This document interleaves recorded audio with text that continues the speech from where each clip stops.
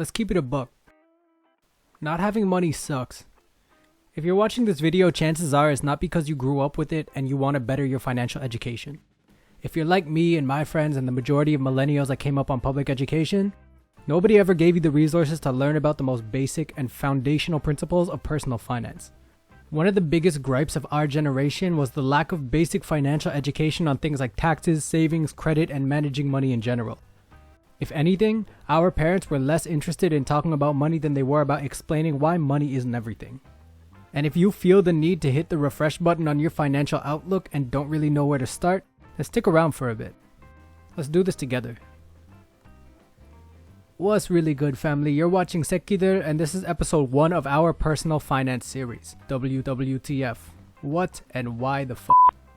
This series will be based off of Siegel and Yacht's textbook called Personal Finance, written in 2009. This textbook has been used for over a decade in beginner business classes and contains some fundamental concepts that can help you understand the money game and how to navigate your financial future starting today. It's free online, so if you want to follow along, click on the link in the description box and click on Chapter 1, Personal Financial Planning. Then, before scrolling back up, don't forget to hit the like and subscribe buttons and leave a comment about literally anything. I just want to know that you're real.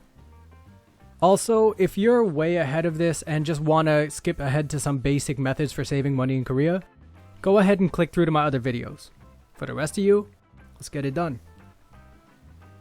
One reason that I want to talk about before starting is the reason why I chose a textbook and not something more mainstream like I Will Teach You to Be Rich, Rich Dad Poor Dad If You Can, or The Millionaire Next Door. Maybe it's just my personal nature, but I honestly believe that it's more beneficial to understand the principles that underlie those books and to make decisions for ourselves than to read about other people's success and their advice. I'ma let those other guys make personal finance look sexy. I'd rather just get straight up in the guts. Now let's get to it. The single most fundamental question that needs to be answered before talking about factors, strategies, plans, adjustments, investments, gains, losses, or any of those things is very simple. What is personal finance and why should you care? Let's turn to the preface of the textbook, which is just as good a summary of the purpose for this YouTube page as it is the purpose for the textbook. It reads, "This text has an attitude that in addition to providing sources of practical information, it should introduce you to ways of thinking about your personal financial decisions. This should lead you to thinking harder and farther about the larger and longer consequences of your decisions.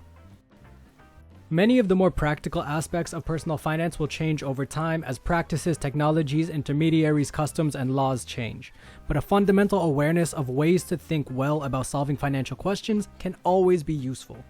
Some of the more practical ideas may be obviously and immediately relevant, and some not. But decision-making and research skills are lasting." So let me address the question that I put at the top of this. What is personal finance? Well, in short, personal finance is simply the practice of managing your money. Even if you never think about it, you yourself are constantly making personal financial decisions. This is a key thing to make note of and is illustrated best through the concept of opportunity cost. If you want some tangible examples of opportunity cost, check out my last video on sustainable financial change. But right now, take a few seconds to think about your personal finances and what they look like. Do you have credit debt? Student loans?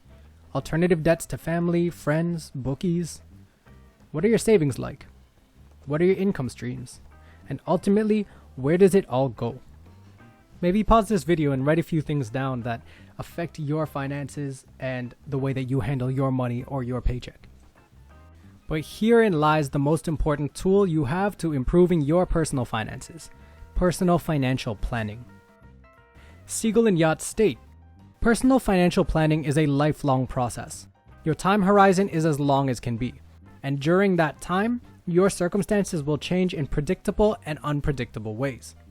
For that reason, your plans need to be A, flexible enough to deal with anticipated expenses and unanticipated expenses, B, strong enough to advance towards your goals, and C, reasonably protected from unimagined risks."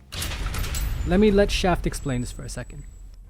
Well, what I'm saying is that there are known knowns and that there are known unknowns, but there's also unknown unknowns, things we don't know that we don't know. Now swap out the word known and swap in the word expenses, and that's exactly what financial planning takes into account. What complicates the whole process is the existence of unknown unknowns or unimagined risks, like untimely death, black swan events like the coronavirus, or even basic shit like an unexpected baby or your house burning down. Ultimately, responsible personal finance is about making deliberate decisions about your money while consciously considering both current and potential scenarios.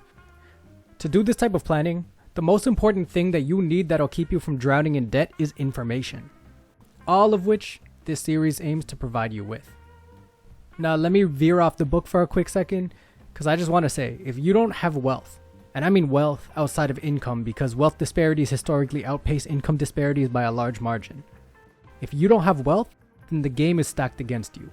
Until something drastic happens to the world order, it'll benefit you to know the rules of the game because whether you like it or not, you're playing.